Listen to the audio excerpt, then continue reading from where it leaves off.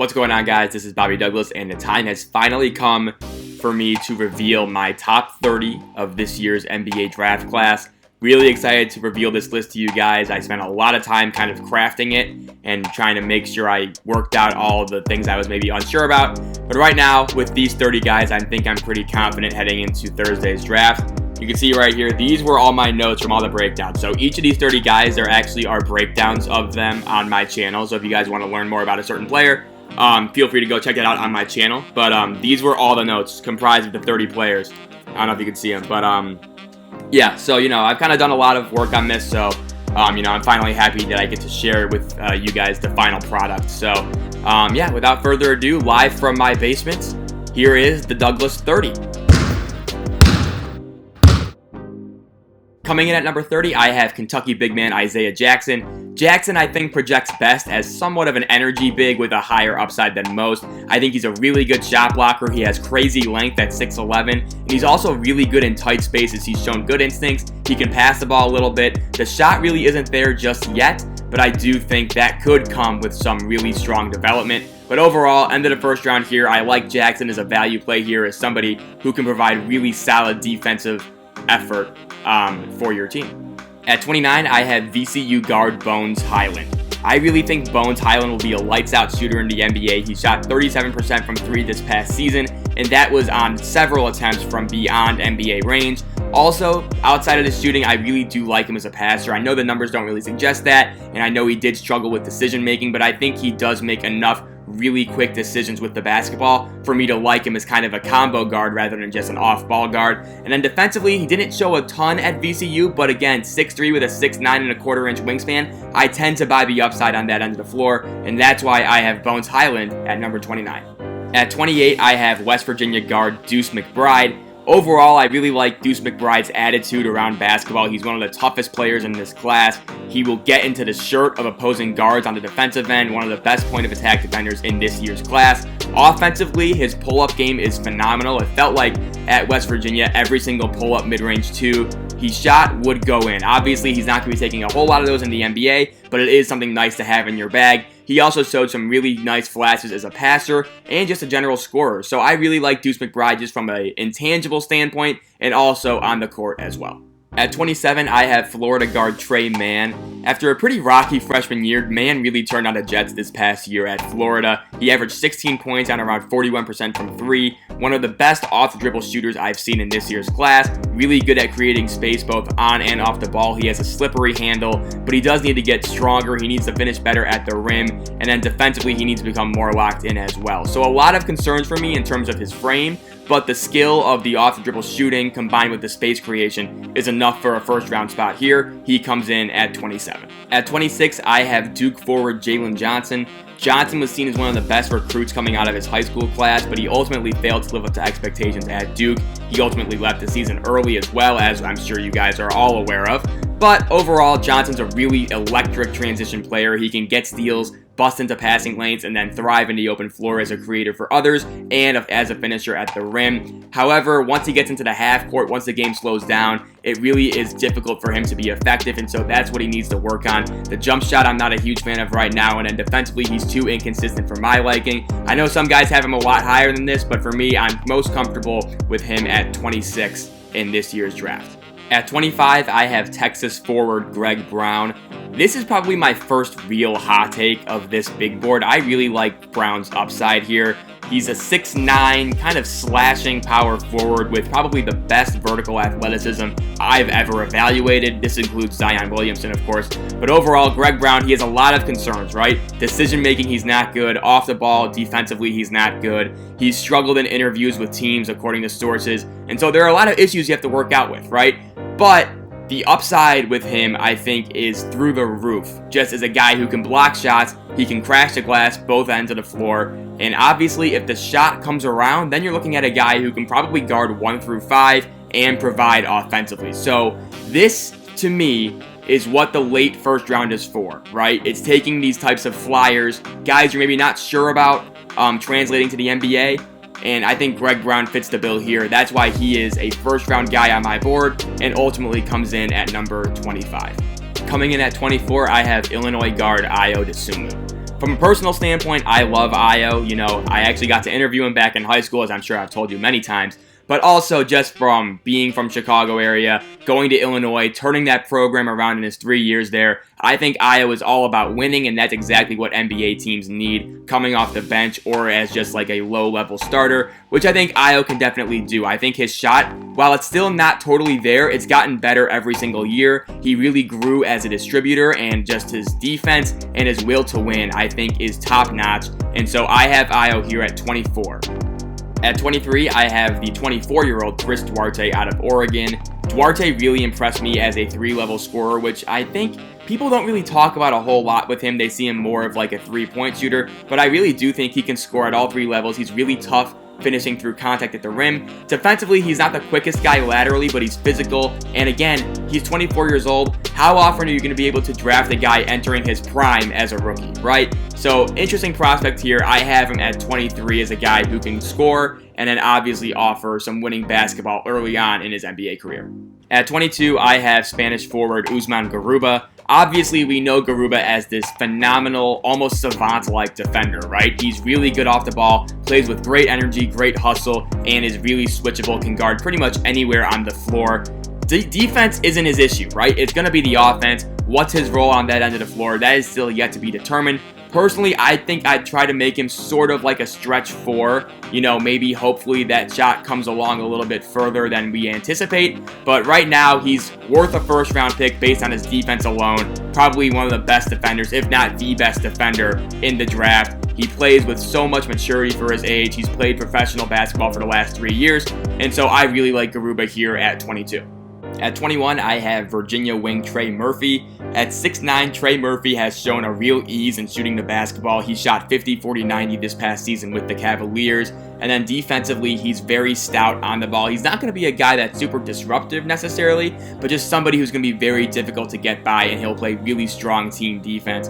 You know, I worry about his off-the-dribble creation, but again, for his role, I think as kind of a guy who can knock down open threes, finish above the rim due to his vertical pop, and then obviously offer stout defense, I think that's just fine for Trey Murphy, and I have him here at 21. At 20, I have Gonzaga wing Corey Kispert. Kispert probably has a really good case to be the best shooter in this year's class, whether it be on the catch or off of movement. Kispert's lights out from anywhere. He shot 44% from beyond the arc this past season. He's really good at using that shooting gravity as a way to get teammates open and to attack closeouts and finish strongly at the rim. Defensively, you know, he's not going to be a guy who offers much in terms of disruption, but he's also not going to be a guy who hurts you. You know, he's really smart off the ball, and he's strong enough to the point where he can provide pretty versatile positional defense, but really it's the shooting that'll get Kispert on the NBA floor, and that's why he's in my top 20 in this year's class. At 19, I have Tennessee guard Jaden Springer. The first thing that really stands out to me about Springer is his defense. He's super physical, super active, super intense, doesn't back down from bigger players, will take on difficult matchups, and overall is just a dog on the defensive end. Offensively, while the numbers look pretty good, I do have some concerns about the shot and just his overall ability to get to the basket. Apparently, he's been looking a lot more explosive in workouts, which is good, and I'm kind of buying into that Jaden Springer, the high school Jaden Springer, where we saw him kind of be a little bit more explosive as an offensive creator. But overall, 19 here, the defense gets him on the floor early, and he should be a welcome addition to any NBA roster. At 18, I have Cameron Thomas from LSU, and let's not kid ourselves here, Cam Thomas is just here to get buckets, whether it be at the free throw line, from 3, off the dribble, at the rim. However you want Cam Thomas to score, he can deliver. The problem is that that's the only thing he does right now. He doesn't defend, he doesn't pass, he doesn't rebound, doesn't do any of that stuff. But if you're looking for a guy to just come off your bench and get you baskets in a hurry, Cam Thomas is your guy. And so if he wants to be a more polished NBA player, maybe he improves defensively and in terms of creating for others. But I think he serves a pretty immediate role right now as a bucket getter off the bench. At 17, I have Auburn point guard Sharife Cooper. Cooper is gifted as a playmaker for others, whether it be with his touch on lobs, whether it be his overall vision in the open floor or in the half court. Cooper's awesome as a passer. My issue is that defensively, I'm not really sure where you play him, and then I don't think the shooting and the scoring is really there just yet to justify playing him starters minutes. I really love the passing. I think that'll translate immediately, but I think he needs to get a more reliable jump shot. He has a lean back that I think he needs to get rid of, and overall I do worry about him defensively. But the passing, make no mistake about it, is probably the best in this draft class. At 16, I have Stanford wing ZIAIRE Williams. Listen, I know ZIAIRE didn't really have a great year at Stanford. Actually, it was pretty bad. But I think there were a lot of extenuating circumstances that affected his play. But at the end of the day, you have a 6'8 wing, really smooth dribbler, ball handler, really smooth in terms of getting to his jump shot. Showed some touch from 3 and the mid-range. Needs to get stronger, needs to do a better job of getting to the rim. But I think you're getting a guy who comes from a military family, really disciplined as a defender, really versatile as a defender, a fluid mover. Just needs to get stronger and a little bit more confident, and I think ZIAIRE Williams could be a really, really good NBA player. That's why I have him at 16 here. At 15, I have Tennessee guard KEON Johnson. As an athlete, KEON is phenomenal, 99th percentile. As a basketball player, he definitely needs some work. You know, obviously he set the NBA Draft Combine record for vertical jump at 48 inches. Super quick laterally, super versatile defensively. That'll translate immediately. But offensively, he's really going to need to work on his decision making. He's going to need to work on his jump shot. All those things really need a lot of work. I think if he gets a little bit better at both of those things, you're really looking at a Marcus Smart type player with a lot more athleticism, which to me would be a very good NBA player. And so that's why I kind of have KEON right outside the lottery here at 15, because I really just buy the defense, the hustle, and the athleticism, producing a very solid NBA player. At 14, I have Turkish big man ALPEREN Sengun. I like Sengun just from a watchability standpoint. He's really fundamentally sound, has great footwork in the post, really nice touch around the basket, and just dominated a Turkish league at 18 years old that ultimately won the MVP of that league, which is a really hard thing to do. We've never really seen this amount of production from a European prospect, probably since Luka Doncic. You know, defensively, I have concerns about him in space. I do worry about just how much his game will translate to the NBA. But really, just in terms of his overall basketball IQ, he's a great passer, really good fundamentals, things like that. There's a role for Sengun, I just don't know how big it will be. He gets the nod here at 14 to end my lottery. At 13, I have Baylor guard Davion Mitchell. Mitchell obviously built his brand on defense, right? He is a ferocious, violent perimeter defender, but he also managed to really improve his game offensively. He became a much more reliable shooter, and he also really improved in terms of his playmaking for others. He uses that really quick first step to get to the rim with ease and also create advantages for teammates. And so all of a sudden, Davion Mitchell went from late second round at best to potential lottery now, given his offensive growth over the past season. So I really like Davion Mitchell. Overall, though, I'm a little bit more worried just about his age and taking him this high in the draft. He is going to be 23 by the time he plays his first NBA game, and I do think this year as a shooter might have been a little bit of an outlier, and so I will temper expectations on that just a bit. That's why he's 13. Still really like him as a player, though. At 12, I have Australian point guard Josh Giddey. He played for the Adelaide 36ers last year, and he was super composed. He's a 6'8 primary creator, which I think is really just an interesting prototype.